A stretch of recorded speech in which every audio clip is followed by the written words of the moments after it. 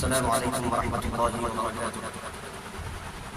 ناظرین گرامی، آپ کو معلوم ہے یہ محرم الحرام کا مہینہ چل رہا ہے جو ان 4 محترم مہینوں میں سے ایک ہے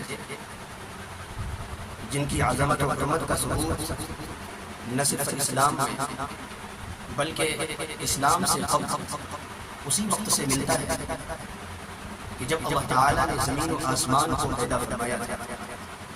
چنانچہ قرآن کریم میں اللہ ارشاد فرماتا ہے: اعوذ باللہ من الشیطان الرجیم، ان عدۃ الشہور عند اللہ 12 شہرا فی کتاب اللہ یوم خلق السماوات والارض منها 4 حرم، کہ اللہ تعالیٰ نے مہینوں کی تعداد 12 رکھی ہے کہ جس دن اللہ تعالیٰ نے زمین و آسمان کی تخلیق فرمائی تھی، اور ان مہینوں میں 4 مہینے ایسے ہیں جو اللہ کے نزدیک محترم ہیں اور باعظمت۔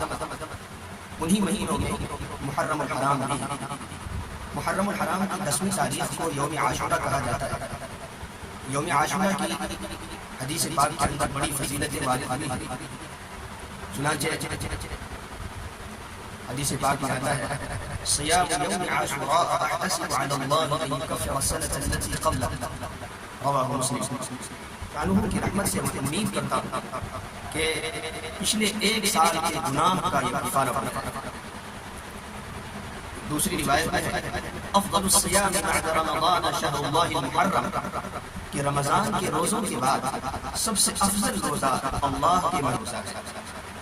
ملا علی قاری رحمۃ اللہ علیہ ملقات المفاتیح شرح مشکات المصابیح جلد 4 صفحہ 467 پر لکھا ہے علامہ طیبی کے حوالے سے کہ یہاں روزے سے مراد عاشورہ کا روزہ ہے۔ عاشورہ کے روزے کی بڑی فضیلت حدیث کے اندر وارد ہوئی ہے، اس لیے ہم لوگوں کو یوم عاشورہ کے روزے کا ضرور اہتمام کرنا چاہیے۔ لیکن یہ یاد رکھیں کہ صرف یوم عاشورہ کا روزہ نہیں رکھنا بلکہ یوم عاشورہ 10ویں محرم کے ساتھ ساتھ 9ویں محرم کا بھی روزہ رکھنا ہے، اور اگر 10ویں کے ساتھ 9ویں محرم کا روزہ اگر کوئی نہیں رکھ سکا تو 10ویں کے ساتھ 11ویں محرم کا روزہ رکھا۔ اس لیے کہ حضرت ابو ہریرہ رضی اللہ تعالی عنہ کی روایت ہے، وہ فرماتے ہیں کہ جب آپ علیہ السلام نے یوم عاشورہ کا روزہ رکھا اور لوگوں کو بھی اس دن روزہ رکھنے کا حکم فرمایا تو حضرت صحابہ رضی اللہ تعالی عنہم اجمعین نے عرض کیا: اے اللہ کے رسول، یہ تو وہ دن ہے کہ جو یہود و نصارہ کے ہاں بڑا باعظمت ہے، تو چونکہ یہود و نصارہ کی مخالفت ہمارا شیوا ہے تو ہم روزہ رکھ کر اس دن کی عظمت کرنے میں یہود و نصارہ کی موافقت کیسے کر سکتے ہیں؟ آپ علیہ السلام نے ارشاد فرمایا: لئن بقیت الی قابل لاصومن التاسع، اگر میں آئندہ سال زندہ رہا تو میں 10ویں 9ویں تاریخ کا ہی روزہ رکھوں گا۔ لیکن آئندہ سال آپ علیہ السلام اس دنیا میں تشریف فرما نہیں رہے بلکہ اگلے محرم کے آنے سے پہلے ہی ماہ ربیع الاول میں ہی واصل بحق ہوا۔ لیکن علماء نے لکھا ہے چونکہ آپ علیہ السلام کا مکمل عزم و ارادہ تھا، اس لیے 10ویں کے ساتھ ساتھ 9ویں محرم کا بھی روزہ رکھنا امت کے لیے سنت قرار دیا گیا ہے۔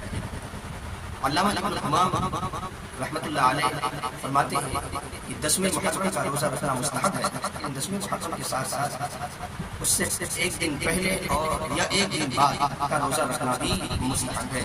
اس کا مطلب کہ صرف عاشورہ کا روزہ رکھنا مکروہ تنزیہ ہے۔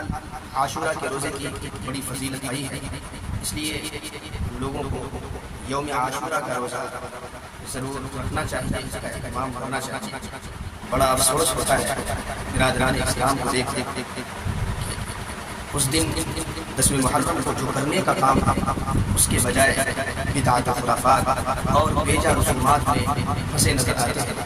ڈھول بجاتے ہیں، لاٹھیاں کھیلتے ہیں، مرثیہ گاتے ہیں، شراب نوشی کرتے ہیں، چندہ مانگتے ہیں، تعزیہ نکالتے ہیں، کھچڑا پڑھانے کا اہتمام کرتے ہیں۔ جان لیجیے یہ ساری چیزیں ناجائز اور غیر شرعی ہیں جن سے اجتناب کرنا اور بچنا ضروری اور لازم ہے۔